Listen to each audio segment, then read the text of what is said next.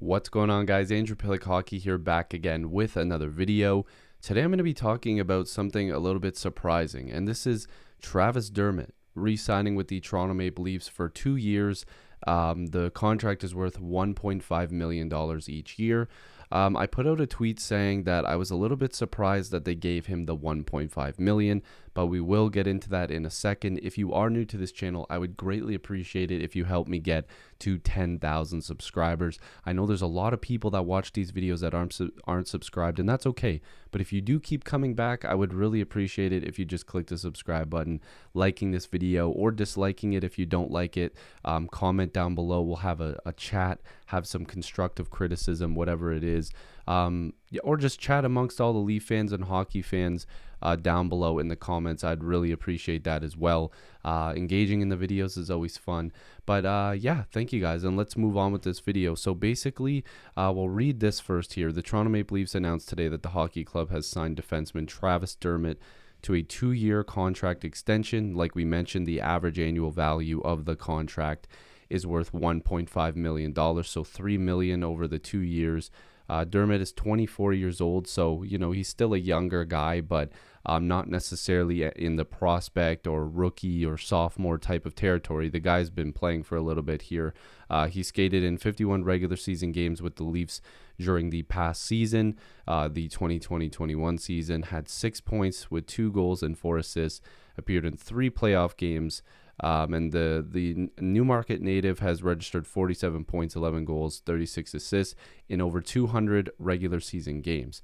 So obviously it also mentions there, I don't know why they always do this, but they mentioned when he was drafted and whatever else. But to me, I still feel like this was a little surprising. Now, considering the expansion draft is coming up, the Toronto Maple Leafs are only going to be able to probably protect 4 defensemen. They're probably going to go 4-4. So you're going to protect the big 4 forwards, Tavares, Nylander, Matthews, and Marner. Then you're going to protect the 4 defensemen, which most people were assuming was Morgan Rielly, TJ Brodie, Justin Holl, and Jake Muzzin.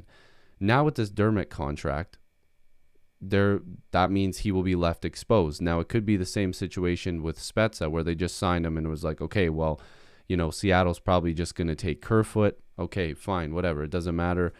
Dermott signed, Spezza signed, no big deal. Simmons signed.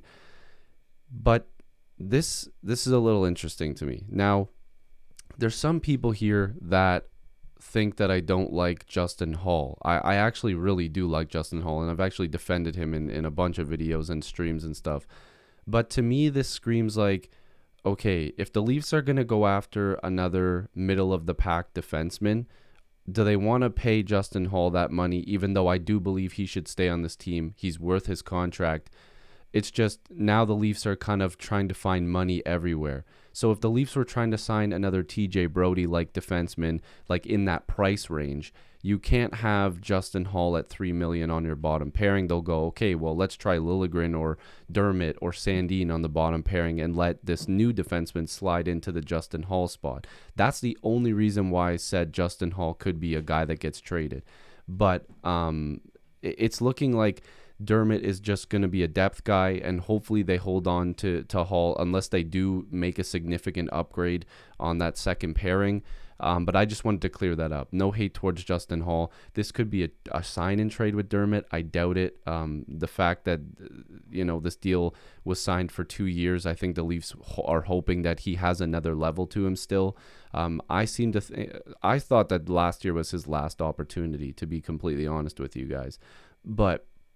And we'll get back to the Holl thing in a second. Again, I actually really do like Justin Holl, but if the Leafs organization believes that Timothy Liljegren, all he needs is experience and he's going to be just as good, if not better, which I actually think is very possible, then maybe Justin Holl's the odd man out. But as it's looking right now, Holl, Dermott, Liljegren, whatever, all these guys are going to be back because Seattle's probably going to take Kerfoot with that pick if they go 4-4. Now, the next thing I wanted to show you guys real quick here was just this cap-friendly page. A lot of people are interested in this 1.5. Just see how it breaks down. As it goes right now, it doesn't look like there's any bells and whistles on this. No move clause, no trade clause. That would be absolutely ridiculous. Now, His last contract was 874 grand. I'm not going to lie to you guys. I wanted this deal under $1 million again, but the fact that they got 2 years, maybe that's why. But I really just wanted this to be another 900 grand, $1 million contract. I think it's a slight overpayment, but again, 1.5 million for a 24-year-old defenseman that you still believe can give you value is pretty good. I mean, I can't hate it too much. Just looking quickly at his numbers here, this was his worst season statistically. I mean, look, he played in 37 games here and he had 13 points, and that was when he was a rookie.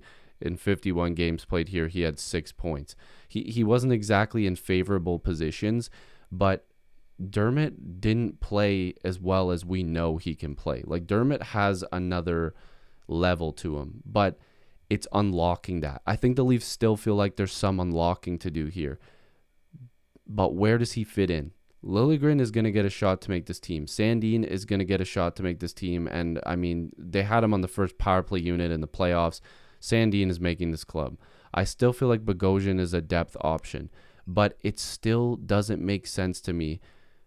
There has to be something else going on with the Leafs. Now, I'm just going to be completely honest with you guys. I love talking about rumors, trades, signings, whatever. Don't expect the Leafs to do anything major until after the expansion draft, because the Leafs can't just acquire some big name player or bigger name player and then expect them to not be taken by Seattle. Unless the Leafs are coming to Seattle and saying, here's this pick and here's this prospect, you're not taking this guy, you're going to take this guy, which can happen, there's not going to be anything happening. So just keep that in mind. There's a lot of rumors and stuff going on, and I have a really cool guest that's going to be coming on at some point in the near future. But we'll be continuing to talk about stuff like that because there is still chatter out there. There's still stuff going on. It's probably not going to be a big deal until after the expansion draft, unless there's some crazy deal happening soon that I have no idea about. Obviously, I don't have sources, but I do read quite a bit.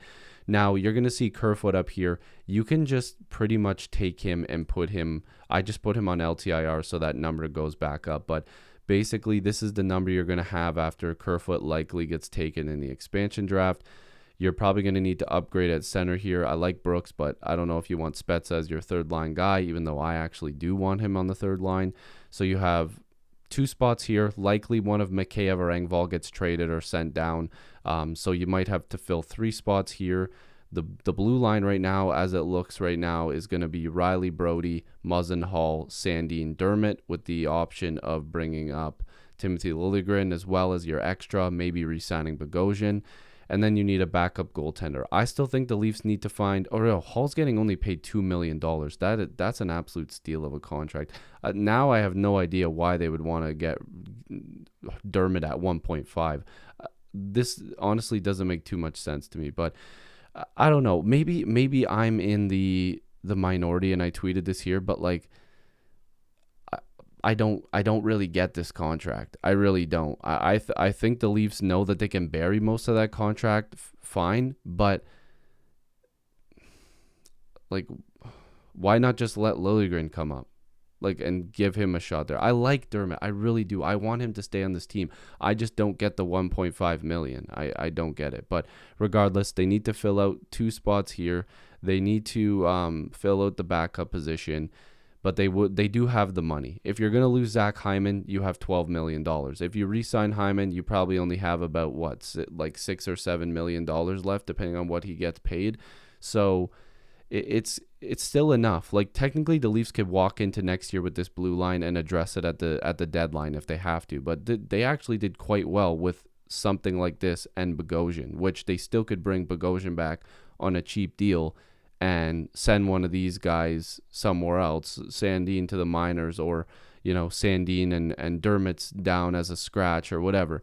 They have options, and they do have the money to make upgrades here. People seem to think they don't, but they definitely do. But I'm curious to know what you guys think about this, because I'm not gonna lie, this deal shocked me a little bit. I wasn't expecting Dermott back, to be real. I thought maybe his RFA rights would get traded. Nothing crazy, but maybe a team is like, hey, you know what, this guy could fit in our system. We like this about him. We like how he plays. Maybe this will happen.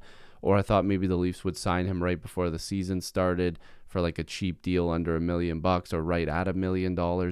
I wasn't expecting, like, I just wasn't expecting this, to be quite honest with you guys. So let me know what you guys think. Again, if you are new here, I'd really appreciate it if you liked and subscribed. It does help the channel quite a bit. But Dermott is back, 2 years, $1.5 million AAV. Hopefully you guys did enjoy this video. Make sure, and I said it before, make sure to leave recommendations. What do you guys want me to talk about? Because there is a lot of videos that I have planned. I want to do more of the rebuild videos. And that's another thing I need to quickly address at the end of this video. Some people don't like how I'm like rebuilding and signing people and trading people. It's all fantasy. It's all BS, to be honest with you guys. I don't have sources. And I never say that in the video. I'm saying I'm just doing an armchair GM on how maybe some things can go.